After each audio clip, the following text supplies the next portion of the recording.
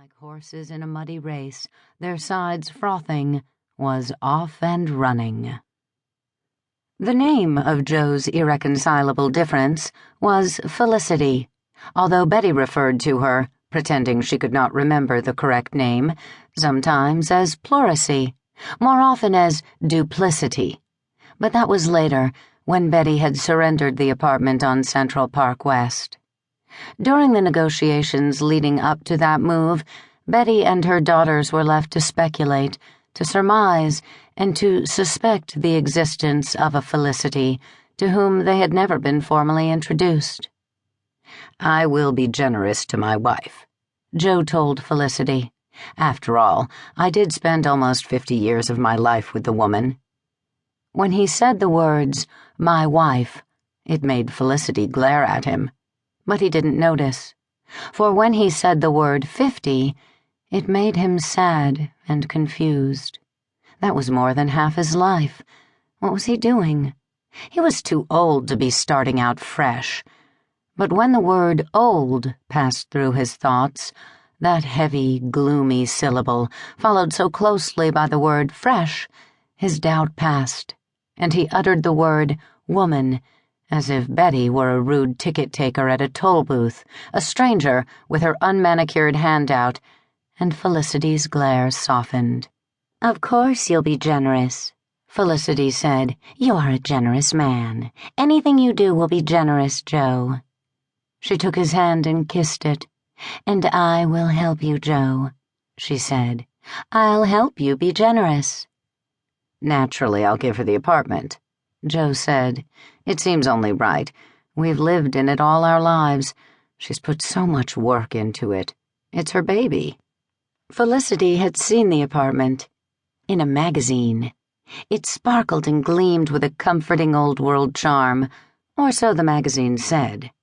To Felicity, it just looked big and luscious, though the various shades of cream could do with a little splash of color, and some of the furniture seemed a bit rickety, antique or no antique. She would like to live in such an apartment, but she said, "Naturally."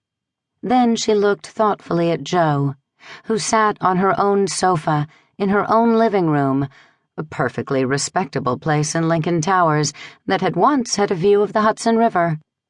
She stood up and peered out the window at the Trump Towers that now blocked that view. "You bought that place for a song, didn't you?" she asked. Joe smiled. "We did. We never missed a mortgage payment either." "You never missed a mortgage payment," Felicity corrected him. "Yes, of course. That's true." "Paid it from your salary?" "Well, who else's salary would there be?" he asked. "Betty never worked a day in her life. Never had to. You know that." Felicity did know that. She, on the other hand, had worked many days in her life. "But it was her money that made the down payment," Joe added. He thought of himself as a fair man. "A mere song," Felicity said. "You said so yourself." Joe considered this. Yes, $5,000 down. Can you imagine? "And now the apartment is worth, what, $3 million?" "Oh, at least." Felicity was silent, letting the implication sink in. "That's quite a return on a $5,000 investment, isn't it?" he said. "I suppose the upkeep is very high these days." Joe nodded. "It's really a burden, that big old place," Felicity said. "Poor Betty. I don't envy her, at her age."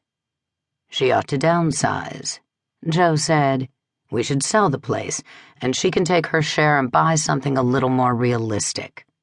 "Joe, you really are a generous man," Felicity said, "and self-sacrificing, too." He looked at her blankly. He knew he was generous and self-sacrificing, but just for a moment he could not quite make out how this act of taking half the proceeds rather than none fit that description. Then Felicity said with some alarm, "But what about the taxes? There will hardly be anything left from the sale after taxes. Poor Betty."